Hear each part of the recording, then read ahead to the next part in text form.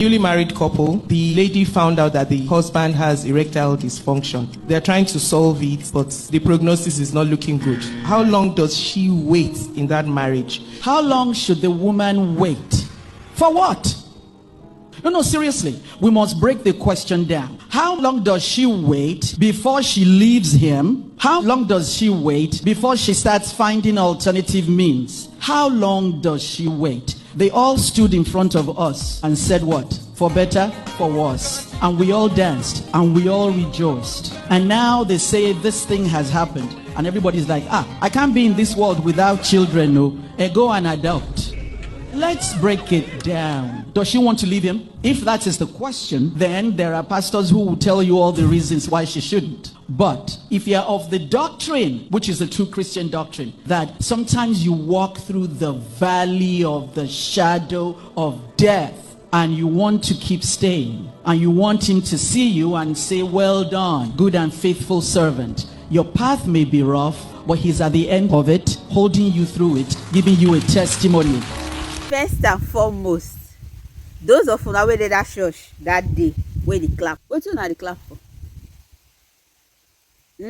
Hypocrisy and Christianity na two parallel lines. Ati una know.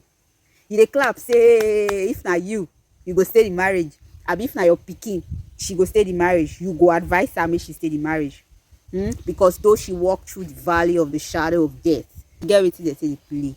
I can't be in this world without children. No. Then go and adopt. You put out it, hey, who are those people doing hey, who? Which is the purpose of sex in marriage only for having children. So what is I can't be in this world without children? What does that mean? That you do not have sex for enjoyment? That you do not have sex for pleasure purpose, only for having children? People should stop all these kind of things. Not good. Stop behaving like that. It's not good. My own Bible says, work out your salvation with fear and trembling. So brother that deceived sister into marriage when your thing was not working, please, which fear of God did you have inside your mind when you led her on to the altar and then inside the house? This young man deceived her into believing that he was man enough to be a husband.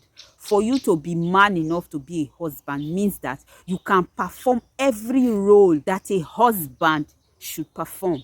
Bros, if your thing is not rising, you are not man enough to go and carry anybody's daughter to come and punish her in your house. Do you know that even a married Christian woman can begin to lose her mind if she is married to a Christian man that has refused and is unable to satisfy her or meet her at the point of her needs sexually? When a marriage is not consummated, problem dey dey. Christian or no Christian, pastor or not, problem dey. And if this man already knew that his thing was not working before he went into that marriage, he is a sinner. He is a liar. There's no place in heaven for him already. He's supposed to tell his wife to be that this is what I'm going through. How do you see it? Do you think you'll be able to cope? Do you think you'll be able to manage with me? I would really like to be with you. What do you have to say? Let her be the one to decide that she's ready to go through that valley of the shadow of that death with him. Sex before marriage is not a godly thing to do. So that is why transparency before marriage is very, very important as well.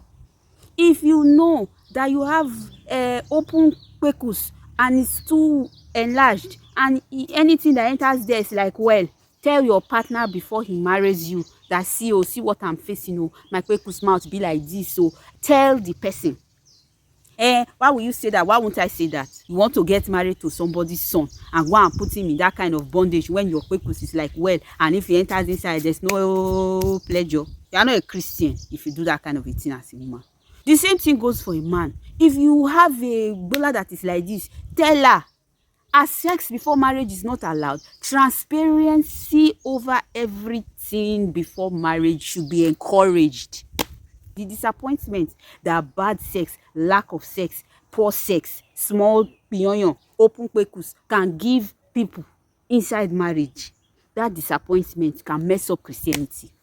Even though I walk through the valley of the shadow of death, I don't want to walk through the valley of that kind of shadow of death. Me, I don't want to walk through the valley of that. Don't make me walk through the valley of that kind of shadow of death. I will shout. Everybody will hear, because it's not supposed to be like that. Don't lie to me. Lies in church should not be encouraged with scriptures to back them up. It's wrong. Thank you.